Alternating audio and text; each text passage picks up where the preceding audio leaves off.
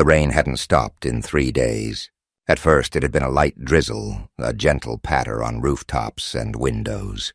Then the storm settled in, an endless downpour that turned streets into rivers and soaked the town to its bones. The news warned of flash floods and advised everyone to stay indoors. Power flickered, roads shut down, and trees swayed violently against the howling wind. But Sam didn't have a choice.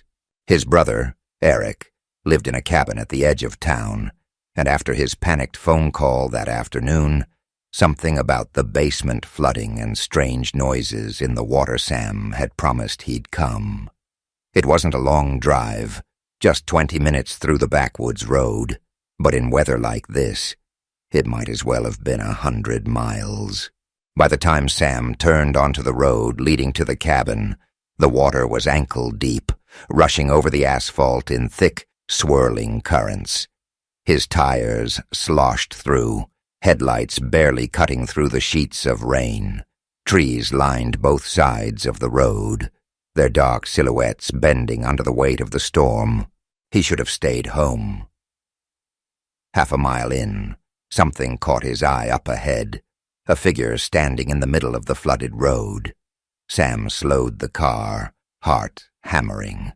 The figure didn't move, just stood there, half submerged, arms limp at its sides. The rain poured over it, soaking its clothes until they clung like second skin. Sam flicked on his high beams. It was a man, tall and thin, his clothes hanging off him like wet rags. His head was tilted downward, hair matted to his face. His arms dangled at his sides, too still. The water around him rippled strangely, as if something beneath the surface was shifting. Sam hesitated. Something about the man made his stomach twist. He rolled down his window just enough to call out, "Hey, are you okay? Do you need a ride?" The man didn't respond. He just stood there, the rain pouring over him. Sam's fingers tightened around the steering wheel. "Look, man, it's not safe out here. You need help?" The figure lifted its head. Sam's breath caught. His face was pale, too pale, like a drowned corpse left in the water too long. His eyes were empty, black voids that reflected nothing. And then he smiled. Not a normal smile, a wide, gaping grin that stretched too far, as if the skin on his face was splitting open. Sam's gut screamed at him. He slammed his foot on the gas. His tires skidded against the flooded road, spraying up water as he sped forward. The figure didn't move, didn't flinch, but just as Sam's car reached him, the headlights flickered, and he was gone. The road was empty. Sam's breathing was ragged, his hands gripping the wheel so tight his knuckles ached. His heart pounded against his ribs. Did he just imagine that? His rearview mirror showed nothing but darkness and rain. No sign of the man. Just the road stretching behind him, empty and silent. His phone buzzed in the passenger seat. Sam reached for it, barely taking his eyes off the road. A text from Eric. "Where are you?" He exhaled, fingers shaking as he typed a response. "Almost there. Roads are bad. Stay inside." He hit send. A second later, another text came through. "Don't come." Sam's pulse spiked. He frowned, tapping out a reply. "What? You just called me freaking out." A long pause. Then, "That wasn't me." The car swerved. Sam barely regained control before nearly careening off the flooded road. His breath came in sharp gasps. His hands trembled. His phone buzzed again. A new message. "Turn around." Sam didn't get the chance to. The headlights flickered again, and in the middle of the road, standing just ahead, was the man, soaking wet, smiling, waiting.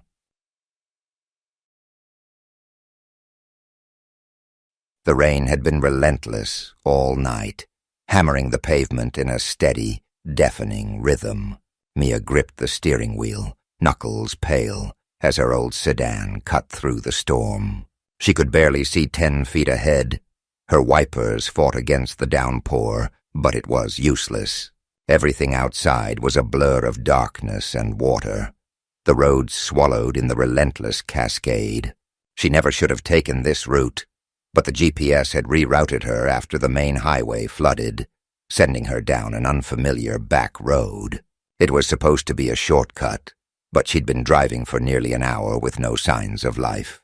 No streetlights, no houses, just the narrow road winding through endless trees, the headlights barely illuminating the sheets of rain.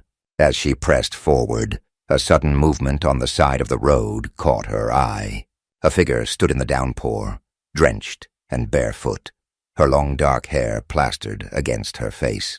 She wore a pale dress that clung to her body, heavy with rainwater, the fabric nearly translucent against her ghostly skin.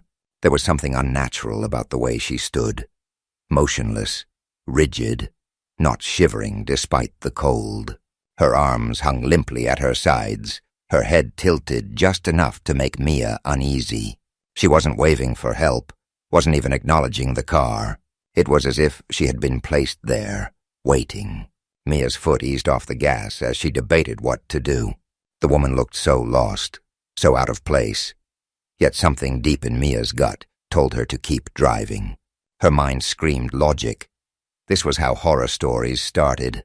She knew better than to roll down the window, knew better than to stop. But she couldn't shake the feeling that the woman needed help, that she might be in danger. Then she heard the whispering. It wasn't coming from the woman. It was inside the car. The sound was soft at first, like wind slipping through a crack, but then it grew, winding around her like 100 voices speaking at once. Mia's breath hitched as her eyes darted to the rearview mirror, her pulse hammering in her throat. The back seat was empty, yet the whispers swirled closer, pressing against her ears, muttering words she couldn't understand. She turned back to the road just in time to see the woman standing directly in front of the car. Mia screamed as she yanked the wheel, the tires skidding against the slick asphalt. The car lurched sideways before catching traction, barely missing the figure. Her heart slammed against her ribs as she gasped for breath. Gripping the wheel so tightly, her fingers ached. The woman hadn't moved, hadn't flinched, just stood there watching as Mia sped past, forcing herself to breathe. She checked the rearview mirror again. The road behind her was empty, no sign of the figure in white. The whispering had stopped, leaving behind only the steady drumming of rain. She let out a shaky breath and shook her head, willing her nerves to settle. It had to be exhaustion, the storm playing tricks on her, making shadows move where they shouldn't. She was just scaring herself, letting paranoia get the best of her. But then she saw it, a pale face reflected in the glass of the mirror, eyes hollow, lips moving silently. The woman was in the back seat. Mia barely had time to scream before the car veered off the road and into the flooded, blackened woods. The rain had started as a light drizzle, barely noticeable against the thick canopy of trees overhead. Rachel pulled her rain jacket tighter around her body and continued along the narrow, winding trail. The forest was supposed to be peaceful, a place to clear her mind after the stress of the past week. The steady patter of rain against leaves and the earthy scent of damp soil made the world feel quiet and isolated. She had checked the forecast before heading out. It wasn't supposed to storm, just a passing shower.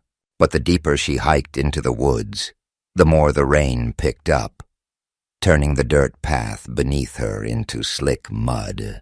She was alone. At least she thought she was. It had been nearly an hour since she'd seen another hiker, and the deeper she went, the more it felt like she had the entire forest to herself.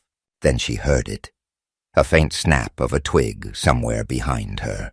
She froze. It could have been anything, an animal, the wind shifting a branch. But something about the sound made her uneasy. It had been deliberate, controlled, like the careful step of something trying not to be heard. Rachel slowly turned, scanning the misty trees behind her, but all she saw were dark trunks stretching into the distance, blurred by the curtain of rain. She shook off the creeping paranoia and picked up her pace. The trail was supposed to loop back toward the parking lot in another mile. She wasn't far. Still, she couldn't shake the feeling that something was off. The sound of rain covered everything, but every so often she thought she heard footsteps, soft, measured, keeping pace with her own. Not a wild animal, not a random hiker. Someone was there. Her heart pounded as she stole another glance over her shoulder. That was when she saw it. A figure standing just off the trail, half hidden behind a tree. They weren't moving, just standing there, watching. A flash of pale skin beneath a dark hood, the faint outline of broad shoulders. No backpack, no hiking gear, just a person, barely visible through the rain and mist. The moment her eyes landed on them, they stepped back into the shadows, vanishing from sight. Rachel's breath hitched. She turned and walked faster, her boots slipping slightly in the mud. It was fine. Maybe they were just another hiker, someone lost or trying to avoid the rain. That's all. But every instinct screamed at her that she was wrong. She could feel them there, hiding, watching. She reached into her pocket and gripped her phone, but when she pulled it out, the screen was dark, dead. The rain must have soaked through her jacket more than she realized.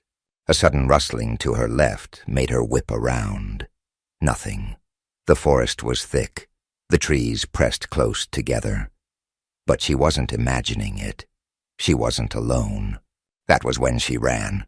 Rachel sprinted down the trail, her breath coming in panicked gasps. The rain blurred her vision, and the muddy path was treacherous beneath her feet. She nearly lost her footing more than once, but she didn't dare slow down. She could hear movement behind her now, faster, closer. Whoever was following her wasn't hiding anymore. They were chasing. The parking lot had to be close. She just had to make it a little farther. She dodged between trees, the rain making it harder to see. A fallen branch caught her foot, and she stumbled, hitting the ground hard. Pain shot through her palms as she scrambled to get up, her pulse pounding so loud she could barely hear the storm. Then she saw them just feet away, a shadowy figure emerging from the trees, moving with slow, deliberate steps. She didn't think. She grabbed a rock from the ground and threw it with all her strength. It hit something solid, a sickening crack, but the figure barely flinched. Instead, they lunged. Rachel screamed, kicking out wildly as she fought to get away. Fingers grazed her wrist, cold and unyielding, but she wrenched herself free.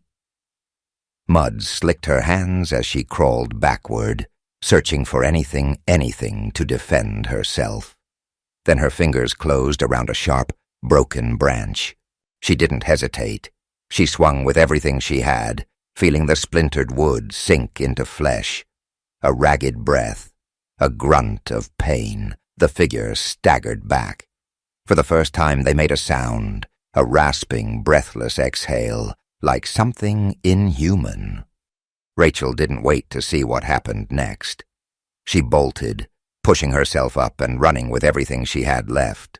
Her vision swam, her lungs burned, but finally she saw the clearing ahead. The parking lot. Her car. She didn't stop until she reached the driver's side door. Hands shaking, she wrenched it open, throwing herself inside and locking the doors.